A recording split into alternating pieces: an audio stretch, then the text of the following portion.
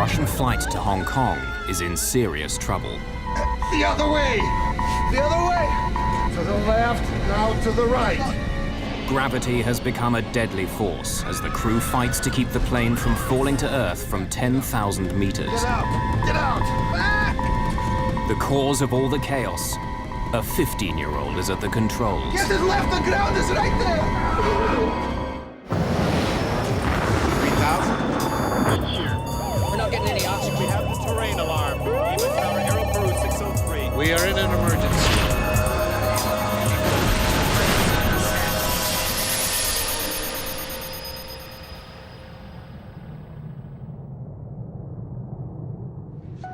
Come and sit in my seat.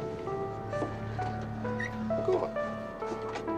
Pilot being filmed. Are you filming? It's a family outing. A proud pilot taking his kids on their first trip abroad. But in just a few minutes, their vacation will turn into a terrifying fight for their lives.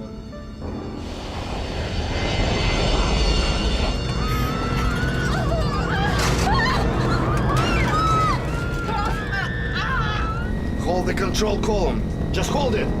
Back, back! Investigators would be amazed. How did a 15-year-old kid end up in the pilot's seat, flying a brand new passenger aircraft? The other way! Back!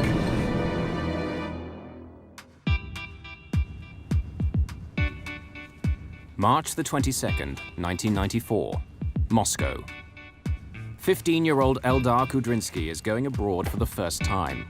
He needs every gadget he has. Eldar, Uncle Volodya is waiting. I'm ready, I'm ready. Come on. But this is no ordinary kid. Eldar's father is Captain Yaroslav Kudrinsky, an international airline pilot. In Russia, that means membership of a privileged group and access to luxuries most of the country can only dream of. Okay, let's go. Ah, Captain is here. Now we can take off. Hello, Uncle Volodya. Hello. Aeroflot allows pilots' families to travel once a year at a discount. So Captain Kudrinsky is taking his children on a 4-day holiday to Hong Kong. Mom, it won't all fit. Anybody would think we're going for a year. Where is your daughter? Listen to the music in a car. By the time they're our age, these kids are going to be deaf. What? Deaf. Pardon? Captain Vladimir Makarov, Volodya to his friends, is an Aeroflot pilot too. He's also going to Hong Kong on holiday and will be keeping an eye on the kids during the flight. Mrs. Kudrinsky is only going as far as the airport to see them off. Eldar, Yana, promise you'll call as soon as you get there. Volodya, you will make them call me? Yeah. We'll call as soon as we can, okay? Come on, come on, come on.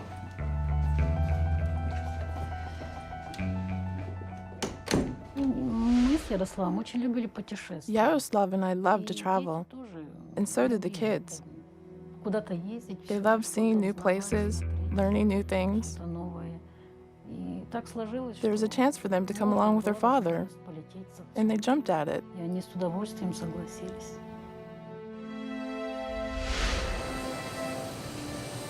Eldar and Yana aren't the only ones boarding Flight 593. Most of the 63 passengers are businessmen from Hong Kong and Taiwan, looking for opportunities in the new Russia. Others, like Adrian DeVille, have come from London, flying Aeroflot because it offers a cheap connection to Asia. He's the manager of a camera shop in northern England and has a passion for aircraft. In fact, he's going on a 2-week holiday to Hong Kong to photograph the new airport they've just built.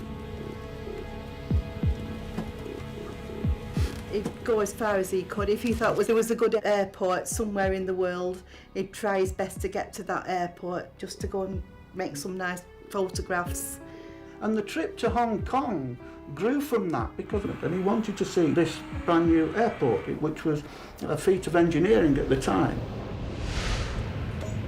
Mark Newport is a British sports promoter who lives in Hong Kong. Mark was in the army, was in the forces, and he went to Hong Kong and he just loved it, and got married out there. chosen Aeroflot. I'd never heard of it until then, because it was just a cheap flight home.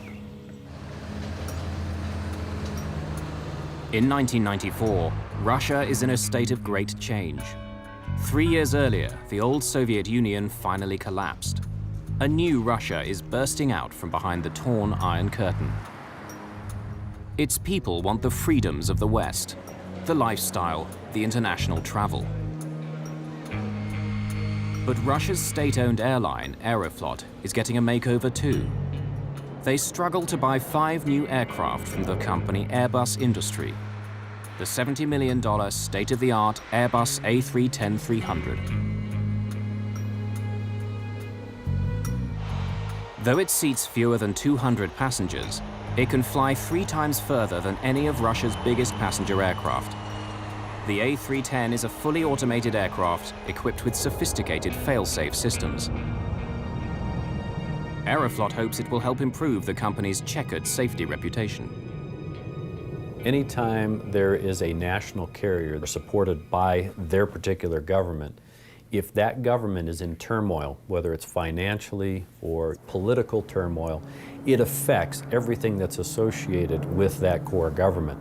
Aeroflot is a national carrier, and so there's always the perception that they may not have had the monetary resources and the wherewithal to be a very structured carrier with a lot of oversight to ensure a high level of safety at that time. Aeroflot has created a new, prestigious division around the Airbus fleet, Russian International Airlines. Pilots wear special uniforms, they fly state-of-the-art planes, and travel to the world's top destinations. RIA represents a new, modern Russia to the world. After collapse of the Soviet Union, Aeroflot, still controlled by government, was forced to look for profits and develop a network which would be commercially justified. For Russia's premier airline, Aeroflot handpicks an elite corps of first-class pilots. Each of them has thousands of hours of flying time, impeccable safety records, and fluent English. They're given special training by the manufacturers of the aircraft, Airbus Industry.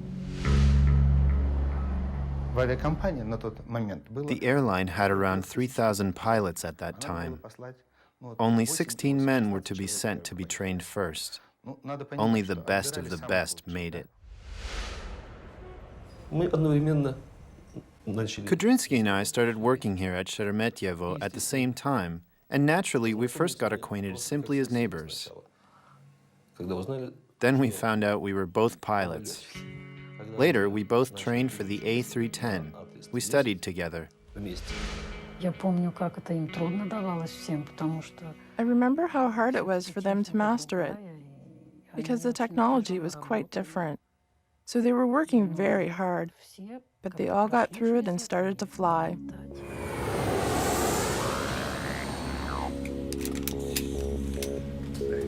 Yana and Eldar are finally on board the new plane they've heard so much about from their father. Hey, now you two behave, or Uncle Volodya will push the eject button.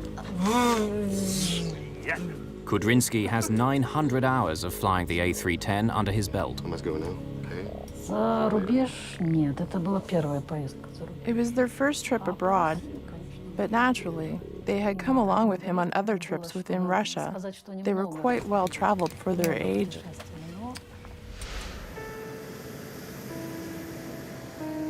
First, Captain Danilov will command the flight through the busy flight corridors out of Moscow.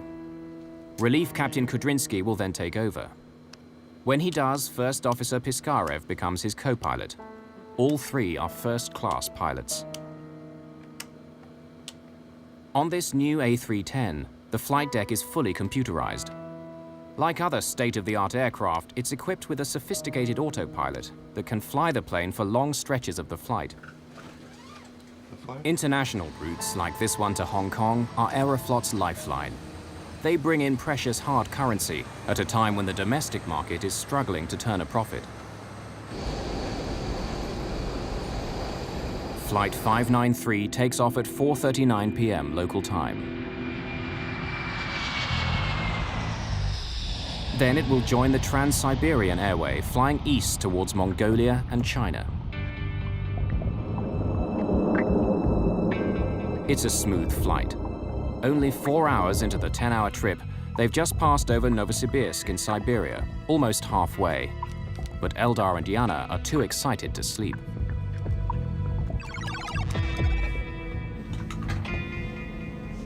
Having negotiated the busy airways out of Moscow, First Captain Danilov takes a rest break.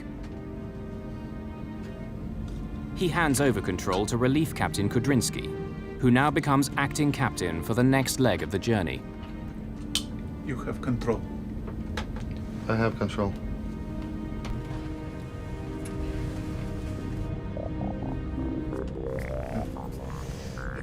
Still awake?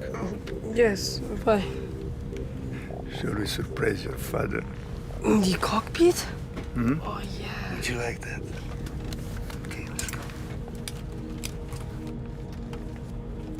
Aeroflot's most technically advanced aircraft is now cruising on autopilot at 10,000 meters. It's a calm, windless night, but the peace will not last. The pilots and crew will soon be fighting to save the lives of everyone on board.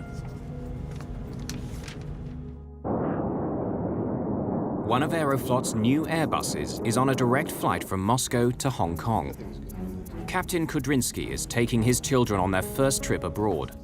They're about to pay him a surprise visit. Have some very important visitors. Shall I bring them in? Okay.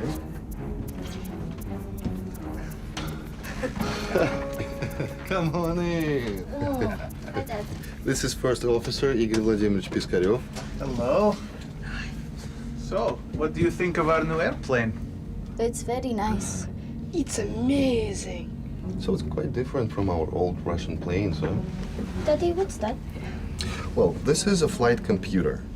It flights the plane, it does everything automatically. Now, come and sit in my seat. Would you like to? Come on. It's a quiet flight. Many passengers are sleeping, unaware of what is taking place on the flight deck. Daddy, can I turn these? Yeah. Now, Yana, would you like to pilot the plane? No. Put your hands on the control column. Come on, go on. But, you know, don't touch any buttons, okay? Especially this red one, autopilot switch. You don't touch it, all right? Okay. Kudrinsky turns the heading select knob. It doesn't disengage the autopilot, but allows him to turn the plane slightly to the left. It makes his daughter think she's flying the aircraft. The artificial horizon shows the plane is banking slowly left. This instrument is vital when you can't see the ground, as it shows the pilot how level the aircraft is in relation to the horizon. Oh, it was you. You turned the plane. Kudrinsky now puts the aircraft back onto its preset course, while First Officer Piskarev radios local air traffic control with their position. Novokuznets, this is SU-593, flight level 330, heading 105. Flight 593 is now over 3,200 kilometers east of Moscow, near the middle of Siberia. Sierra Uniform 593, Novokuznetsk, flight level 350, heading 105. Sierra Uniform 593, estimating Zakir at 1759. Now it's Eldar's turn at the wheel. He's been waiting a long time for this moment. Pilot being filmed. Are you filming? Yes, I am. Can I turn this? Yeah, but if you turn it to the left, where will the plane go? Left. Right. Look out to the left, watching for the ground when we're turning. Eldar finds the control column quite stiff. It seemed to move easily when his sister was doing it, so he tries harder. But he can't make the plane turn because the autopilot is keeping it on course. Is the plane turning? Suddenly, the column turns easily. Great. Is the plane turning to the left? Yes, yes, it is. set the horizon to normal for him. Once again, his father switches the heading select knob back to its original setting, ending the turn and Eldar's illusion of flying the plane. Captain Kudrinsky then selects navigation mode. It tells the autopilot to put the plane back on course to Hong Kong. Dad? But Eldar is still holding the wheel to the left. It's become stiff again. Can I go back to my seat? What for? You'll only go to sleep, and don't run in the first class. They will fire us. Eldar now turns his control column slightly to the right, enjoying his time at the controls. Well, I am going shopping on Temple Street. It's a famous market that only open at night.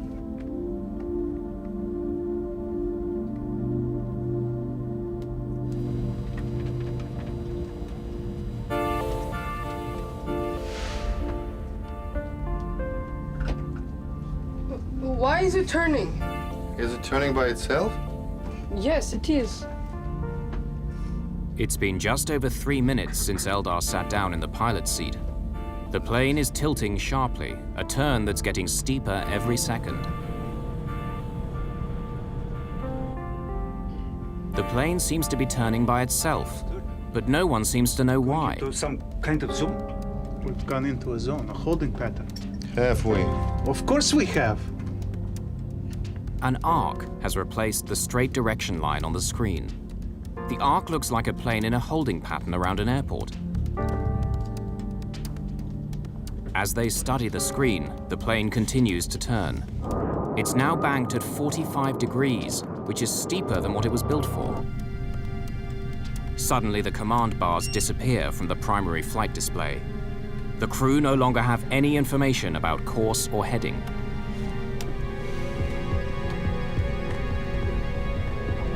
The plane is flying at 650 kilometers an hour and banking hard. Like a quick turn in a sports car, the dramatic movement of the aircraft begins to push everyone into their seats. Guys!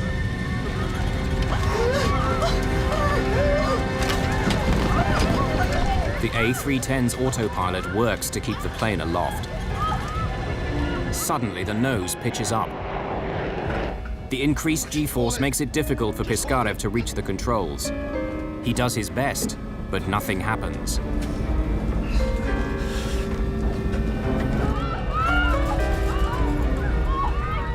Piskarev's hard turn to the left has had no effect on the plane. Hold it. Hold the control column. Eldar is the only one with both hands fully on the controls. He can only follow the most basic orders. He can't get up because the speed of the turn is pushing him back in his seat. To the left. To the left. To the left. Now to the right. The other way. I am turning it left. Okay, get out. Eldar has been in the pilot's seat for just over 4 minutes. And now he can't leave. His body feels twice its normal weight. Get out. Get out. Kudrinsky can do nothing but struggle against the crippling G-forces. The aircraft is plunging towards the snowy earth, and there's nothing anyone can do. Crawl out to the back. Get out. Get out. Get out. Russian International Airlines Flight 593 to Hong Kong is in serious trouble. There's the ground. The pilot's 15-year-old son has been at the controls for 4 minutes. The plane is turning steeply and losing altitude. The other way. Captain Kudrinsky desperately needs to get back into the pilot's seat, but he can barely move. The plane is turning so steeply and so quickly, the G-forces on his body make it feel like it's twice its normal weight. Everyone on board now feels the force of the plane's dramatic movements. His plane is in a serious crisis, but Captain Danilov can't get to the cockpit. He too is squashed by the powerful forces created by the plane's extreme bank. The plane still isn't responding. To add to their confusion, an alarm begins to sound. It signals the complete shutdown of the autopilot. The plane is now completely in the hands of Piskarev and Eldar. And to make matters even worse, there's another alarm. The other way. The plane is about to stall. To the left. No. An automatic safety system kicks in to keep the plane flying. It lowers the nose and puts the Airbus into a steep dive to regain speed. There's the ground! The plane dives at a frightening 40,000 feet per minute. For the people on board, it's like having an elevator fall out from under them. In just seconds, the heavy pressure of the high-speed turn is replaced by near weightlessness. As the plane suddenly drops away, it's now a very dangerous environment. People and objects that are not secured will land anywhere once gravity returns. They'd been flying at 10,000 meters, but now they're falling fast. Unless they do something quickly, they will hit the ground in less than a minute. Piskarev pulls back on the control column as hard as he can to bring the Airbus out of the dive. The nose finally comes up, and the aircraft begins climbing quickly. Gravity now returns with a shock. As the plane climbs, the rapid acceleration pushes people down relentlessly. The dramatic change in speed makes everyone feel 4 times heavier than normal. Meanwhile, First Officer Piskarev is still trying to gain control of the aircraft. Thrust levers too slow! Piskarev has pulled the aircraft out of the dive, but it's climbing too quickly. The engines on the A310 don't have enough power to push it almost vertically into the sky. The airspeed drops dramatically. The plane strains to climb, but it's been pushed too far. As the force of the acceleration eases, Kudrinsky leaps into action. But Piskarev has stalled the plane. The nose drops into a corkscrew dive. Now the Airbus is twisting towards the ground from 6,000 meters at a breathtaking 70 meters a second. Full throttle! For the first time since the crisis began, captain and co-pilot can work together to save the plane. Full throttle, no? I got it, I have full throttle! Got it! Kudrinsky pumps the rudder, the vertical surface on the tail, to help break out of the spin. What's the speed? I don't see it. At last, the plane seems to be responding. Working the rudder, Kudrinsky has nearly stopped the corkscrew dive. Coming out!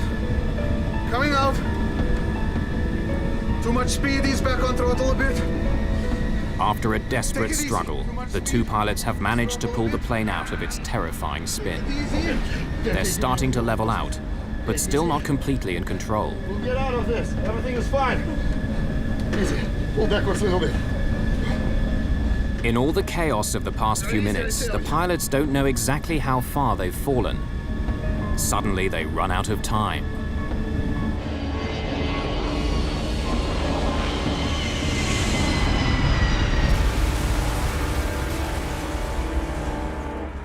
Sierra Uniform 593, this is Novokuznetsk area control. Please come in. 500 kilometers north of the Mongolian border, air traffic controllers in Novokuznetsk wait for Flight 593 to radio that it's left their control area. Area control, please come in.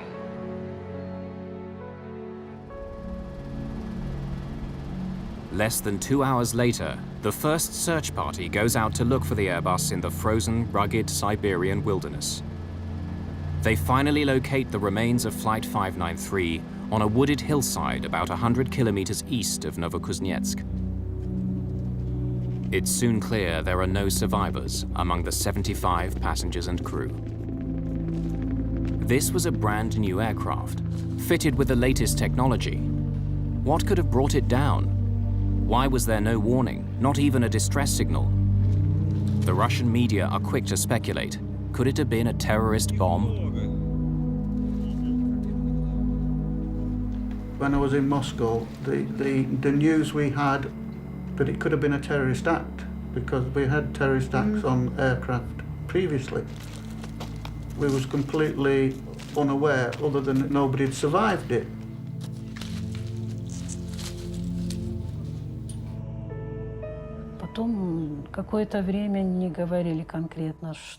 For some time, they wouldn't tell me anything specific. And only on the next day, the airline director told me there was no hope whatsoever. It was a horrible moment, of course. Horrible.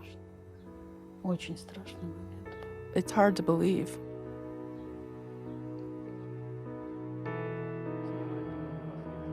Aeroflot flies the families of the deceased out to Moscow.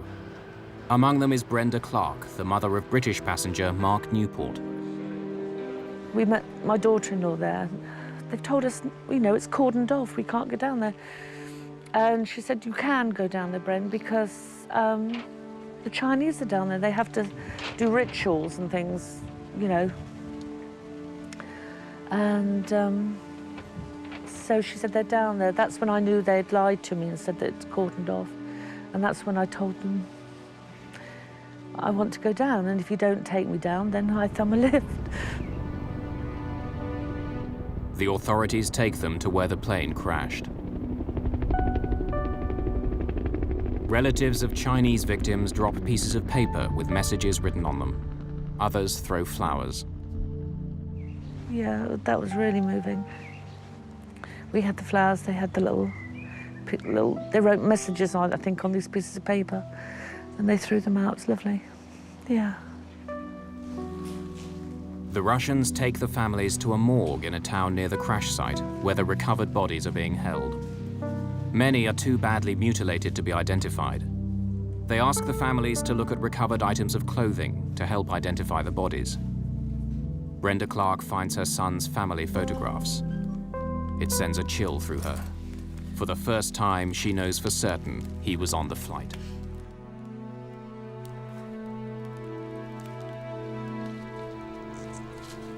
The recovery operation gets underway. The Russian government mobilizes 238 soldiers, police, investigators, and rescuers. Everyone in the aviation world wants to know how a brand new state-of-the-art Airbus could fall out of the sky without any warning. Does the A310 have problems no one knows about? They need to find out fast. Chief Accident Investigator Ivan Mashkivsky is in charge. The crash site itself offers few clues. The ones he does have are puzzling. Unbroken bottles of champagne, a flight attendant in an oxygen mask, and finally the body of at least one child thrown into the cockpit. The plane's digital flight data recorder indicates the engines were running when it hit the ground. He rules out engine failure. Mashkivsky needs the expertise of a man who knows the A310 well. Someone who can also recreate the fatal flight and find out what exactly went wrong. Vladimir Biryukov is an experienced test pilot and crash investigator at the Gromov Institute in Moscow. He's an expert on the A310 Airbus. Biryukov was directly involved in testing and certifying the aircraft prior to the Russians buying it. Because of the fate of this plane, the fate of this airline, my first reaction was shock. How could such a thing happen? All I knew was that the plane had crashed somewhere over Siberia. I remember spending a sleepless night, distraught, and trying to figure out what might have happened and what could have caused it. Yeah, come.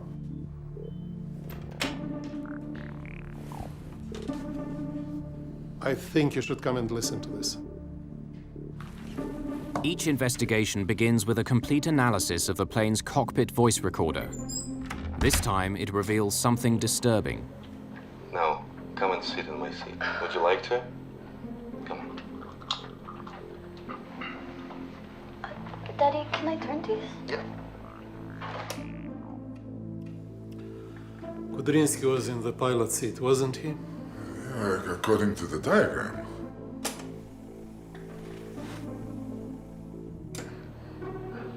Can I turn this a bit? Yeah, but if you turn it to the left, where will the plane go? Left. Right. Look out. Again. Can I turn this a bit? Yeah, but if you turn it to the left, where will the plane go? 10 years ago, it wasn't unusual for people to be invited up to the cockpit. Of course, since 9/11, it's become a lot tighter, and you will find cockpit doors are locked generally throughout the flight. Every country sets its own rules as to who has the authority or the access to the cockpit. In some countries, it's up to the captain, so the captain can invite guests up to the cockpit. But to have them actually manipulating the controls of an airplane, regardless of whether they have people on it or not, the fact that this was allowed to occur is definitely an exception in the industry. Dad, can I go back to my seat? The two investigators are stunned by what they hear on the cockpit voice recorder.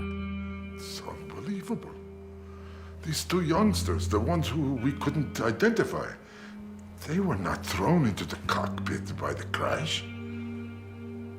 They were his kids. And they were flying the plane. The investigators are speechless. How could 3 experienced pilots allow children to fly a commercial airliner? They're about to learn something even worse. The children are only part of the problem. A little-known feature of the plane proved deadly. Why is it turning? Is it turning by itself? Turning to the left. The other way. The other way.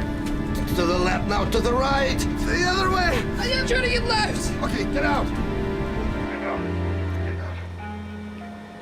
Get out. Get out. Get to the left, the ground is right there. Russian investigators listen to the cockpit voice recorder of an Aeroflot Airbus that has crashed in Siberia. What they hear makes their blood run cold. Full throttle. Got it. Got full throttle. Full throttle, no. You should understand the frame of mind of the father. He is very proud of what he's doing. He invites his kids into the cockpit. Strictly speaking, it's a violation, of course. But I know such violations do occur in real life. I'm not condemning him or defending him here. What I'm trying to say is that no disaster occurs for just any single reason. There's always more than one, all coming together. But this time, it really does look like a single cause. A child flying the plane. And it sends shockwaves through Aeroflot's higher echelons. No, I think it would benefit them. Investigators feel the pressure. The media has learned that Eldar was at the controls. Aeroflot, trying to improve on its Soviet-era image, wants to minimize the damage. Boris Rybak is an aerospace consultant in Moscow. Aeroflot managers and executives indeed try to conceal results and try to downplay importance of this accident because it was very embarrassing. Managers at Aeroflot aren't the only ones following the investigation. Airbus, the European company which made the plane, is also intensely interested. Ivan Efremovich, what's wrong? Nothing. If the accident was caused by Eldar, it will vindicate Airbus. At the same time, grieving families are also clamoring for answers. Are you sure? For Mashkivsky and his team, it's a delicate balance. There is always more than one reason for a plane to crash, and we must find it. I'll do my best. His reputation, the reputation of Airbus, as well as Aeroflot, all now depends on finding this other cause. This was an international flight. It was a Western-built aircraft, and it was inevitable that the investigation that would be conducted by the authorities and the inquiries that would be conducted by claimant lawyers would expose information. At the same time, manufacturer of the aircraft, Airbus industry, was very keen to get as much realistic explanation of what happened because the reputation of this aircraft was at stake. What I objected to was the way we was treated by Aeroflot after the accident. They wouldn't tell us anything what was going on. They denied everything. I wanted to know why my son died. I wanted to know why these men had been allowed to do such a thing. But all we got from Aeroflot was blank, blank, blank. Every time we tried to find something out, they just didn't want to know. Families aren't the only ones desperate for answers. Vladimir Biryukov continues trying to learn all he can about why the Airbus fell out of the sky. Analyzing information from the flight data recorder, he can trace and repeat every command given to the aircraft during the flight. We were trying to get as close to the truth as possible, to find the cause, because that was the precedent. The first foreign-produced plane to crash while flying for a Russian airline. Don't run in the first class. The investigation confirms the autopilot was on when the plane got into trouble. Even with the children in the cockpit, the plane should have flown on course. What went so terribly wrong? So, any new developments? We can discount Kudrynsky's daughter. She sat in the chair, but she didn't fly the plane. At 17:47 and 6 seconds, Captain Kudrynsky tells her not to touch the autopilot switch.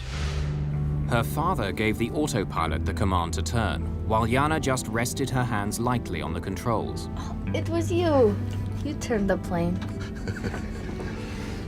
But when Eldar took the controls, Biryukov discovers, something dramatically different happened.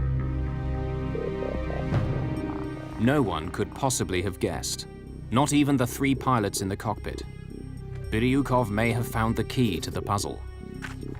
The plane's flight data recorder shows that 2.5 minutes before the crash, while Eldar was at the controls, the autopilot partially disconnects. This is the start of all the plane's troubles. But how did that happen? The autopilot is a sophisticated computer which manages an aircraft's speed, altitude, and heading. Altitude and heading are controlled by 3 key functions. The rudder, which controls sideways movement. The elevators, which control vertical movement. And the ailerons, which are for turning. On Flight 593, the autopilot had disconnected itself from the ailerons. And the autopilots that were used in transport airplanes years ago were an on-off. In today's sophisticated flight management systems, you can literally take fragments of the autopilot and disengage them, but not necessarily turn the switch off and turn it all off, unless you want to. The question that really worries accident investigator Biryukov is how did the autopilot become partially disconnected? There's no mention of it in the cockpit voice recording. If this is a fault with the aircraft, it could prove fatal to future flights.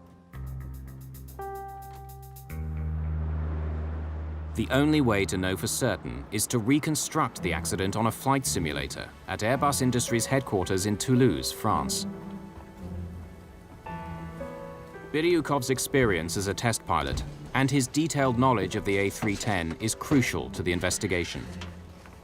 Using information from the flight data recorder, Biryukov reconstructs the events, beginning at the moment Captain Kudrynsky allows his son to sit at the controls.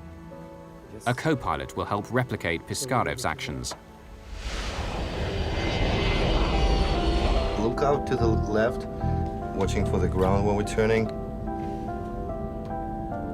Unlike his sister, Eldar turns the wheel before his father can tell the autopilot to turn the plane. The controls are stiff because he's fighting the autopilot. In the simulator, Biryukov reproduces Eldar's every movement.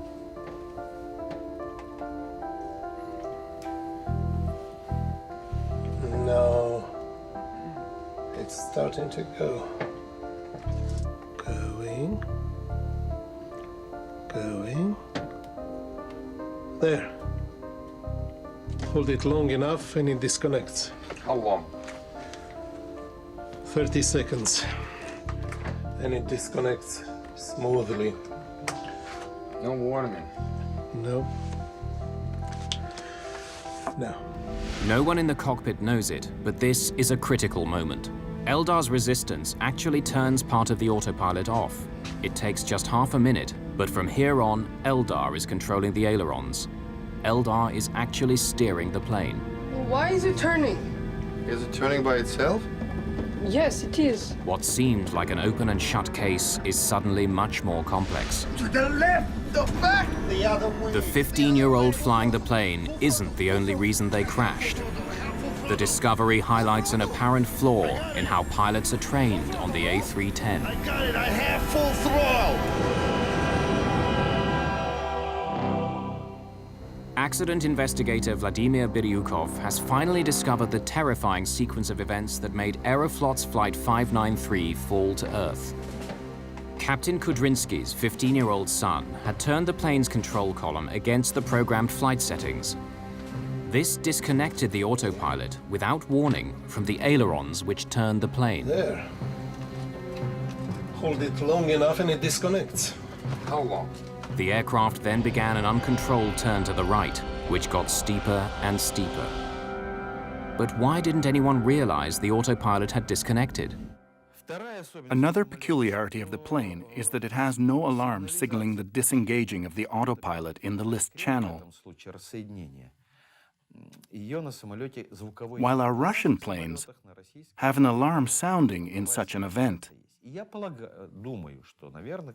So I think that the captain allowed the boy to do it, irregular as it was, believing that even if the autopilot got disengaged, the crew would be alerted to the fact.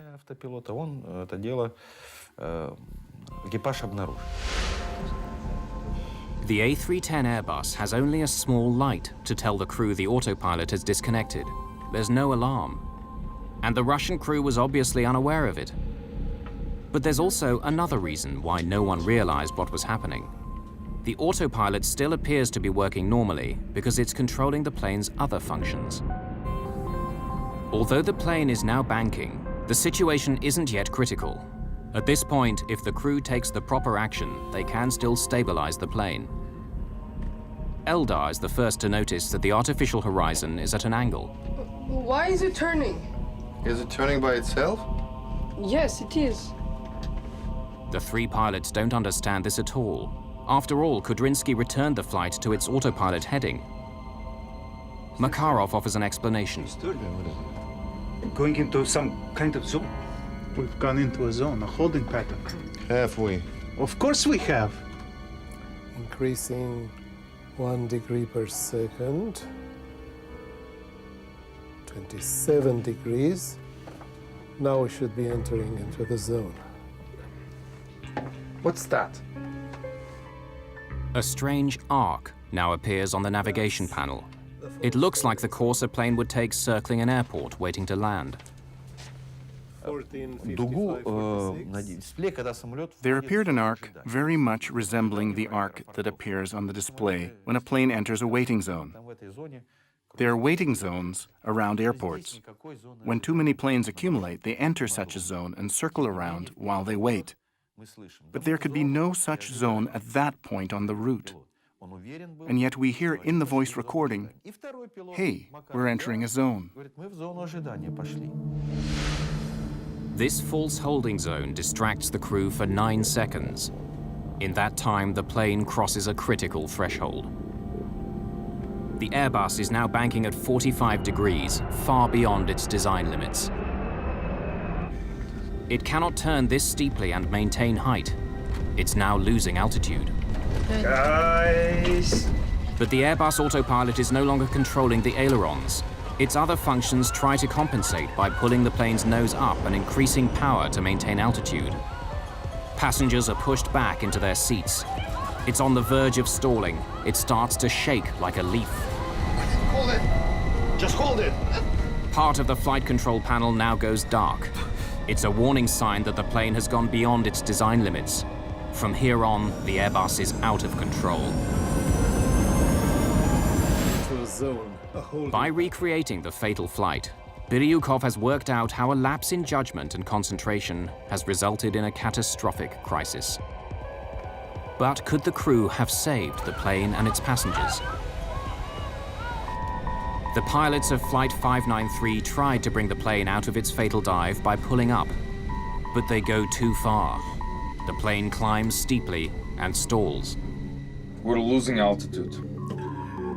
Now we've started to spin, so what do we do?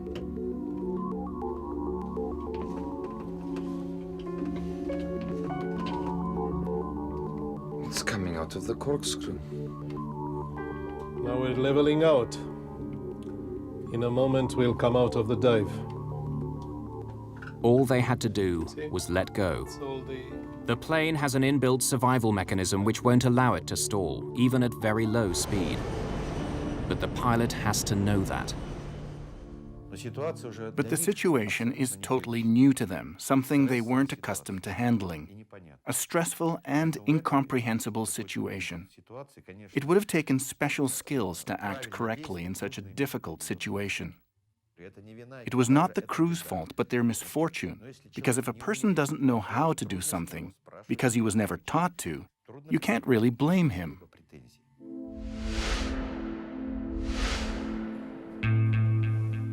The team's perseverance in an open and honest investigation did show that there was more than one simple cause behind the accident.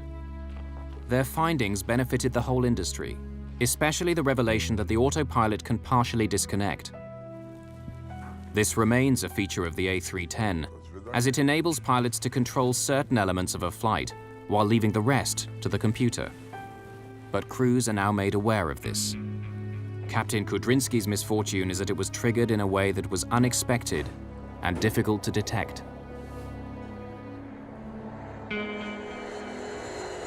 The crash of the Russian plane comes at a troubling time for the airline industry. In 1994, the same year that Flight 593 went down, a series of crashes in the United States raised questions about how commercial pilots handle upsets, situations in which an aircraft finds itself in extreme flying conditions.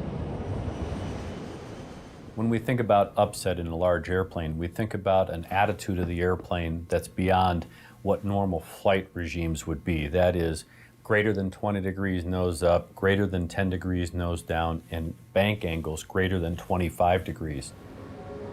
Within a year, the industry had begun offering pilots upset recovery training, teaching them skills to handle extreme situations like the one on Flight 593. The tragedy of one trip to Hong Kong may have contributed something to the safety of other passengers and crew. For parents and friends of those on board, though, what happened that night is never far from their minds. Adrian DeVille's body was one of 22 that were never identified. Their remains were cremated together by the Russian authorities. In mine, he was asleep, and that's the way I deal with it, and, you know, he didn't know much about it.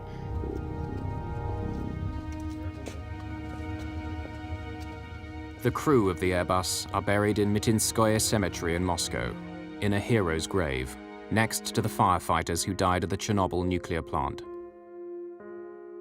Yana and Eldar lie next to their father.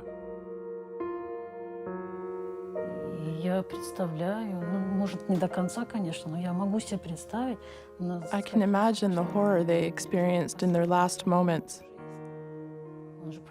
He knew there were not only all those people depending on him, but also his own kids.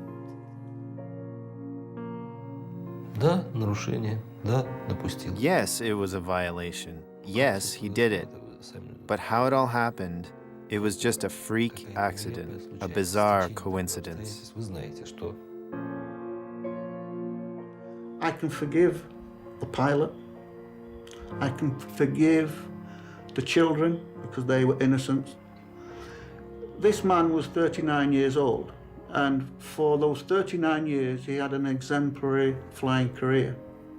He had a family, he was proud of them, and it was the final 5 minutes of those 39 years that went awry. Yeah, children shouldn't have been allowed in the cockpit, I don't believe, but me saying that now won't bring more.